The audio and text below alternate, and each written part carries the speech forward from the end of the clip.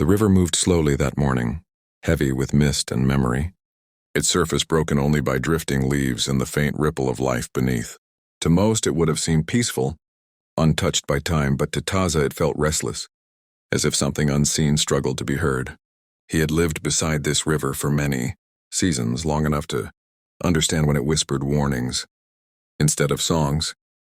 Taza was Apache, one of the last who still walked this stretch of forest alone, not because he had been cast out, but because solitude had chosen him. His people were gone, some taken by war, others by sickness, others scattered like ash on the wind. He remained as a quiet guardian of land that no longer had voices to defend it. That morning, as he checked his traps and listened to the wolves moving through the trees, a sound rose above the river's murmur, a broken gasp, weak but unmistakably human. Taza froze. No one came here by accident. Yet the river insisted, moving without sound. He followed the current downstream until he saw her. A young woman lay half-submerged near the bank. Her body caught between stones and mud, a white dress darkened by water and dirt. Golden hair spread across the river like fallen sunlight. The current tugged at her as if trying to claim her entirely. Her chest rose and fell unevenly, each breath a fragile victory. For a moment, Taza hesitated. Strangers brought danger. Mercy had once cost him everything. But the river did not lie. He stepped into the freezing water, boots sinking into silt, cold, biting deep. With careful strength, he lifted her, one arm beneath her shoulders, the other steadying her legs as the river fought to pull her back. She was lighter than she should have been, her skin dangerously cold. He carried her to the bank and laid her gently on the earth, mud clinging to them both, binding their fates without permission. From the trees, 3 wolves emerged, silent, alert, but not hostile. They knew Taza. They circled at a distance, guardians rather than threats. He built a fire with practiced hands, sparks leaping as warmth slowly pushed back the cold. He wrapped her in his outer hide and watched her face, pale and drawn, memories stirring of another rescue long ago, another kindness that had ended in loss. The forest did not reward mercy lightly. Still, when her lips trembled and a faint breath escaped her chest, something in his chest loosened.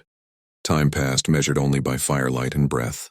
When her eyes finally opened, panic flooded her face. She tried to sit up, fear tightening her chest as she took in the wolves, the forest and the man before her. Taza raised his hand slowly, voice low and steady. "You are safe."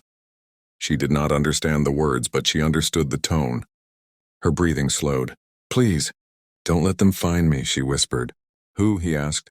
"Men," she replied. "They took everything. I ran. I thought the river would hide me." The fire cracked as if in answer. "My name is Eleanor," she added softly, offering it like a shield. Names carried weight. Taza nodded. "I am Taza." Morning came without mercy.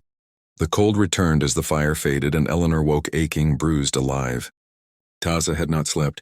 He gave her warm water steeped with bitter of threats, leaves and stolen papers, and the wagon that never reached safety. Of her father's land. She told him who wanted it once gold was rumored beneath the soil, believing death was better than what awaited her.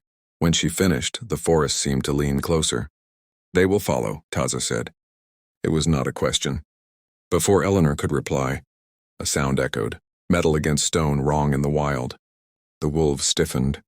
Taza's hand went to his bow. They moved quickly, slipping along hidden trails, wolves flanking them like spirits. Eleanor watched him move with the forest as though the land itself guided his steps.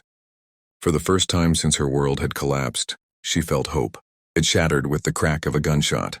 Bark exploded near Taza's shoulder. He shoved Eleanor behind a fallen log as shouts echoed through the trees. The hunters had found them. Taza moved with lethal calm. An arrow flew. A man fell. The wolves struck from shadow, swift and merciless. Chaos erupted, then faded as quickly as it had come. When silence returned, smoke drifted through the trees and the forest reclaimed itself. They did not linger. By sunset, they reached the edge of the woods where the land opened toward a distant settlement. Taza stopped. This was as far as he would go. Eleanor understood. She removed a silver locket from her neck and pressed it into his palm. "So you are remembered," she said. He closed his fingers around it, feeling its weight. He watched as she walked toward her future, toward danger and promise both. When she disappeared from sight, Taza turned back into the forest, the wolves at his side. The river's story carved forever into his life.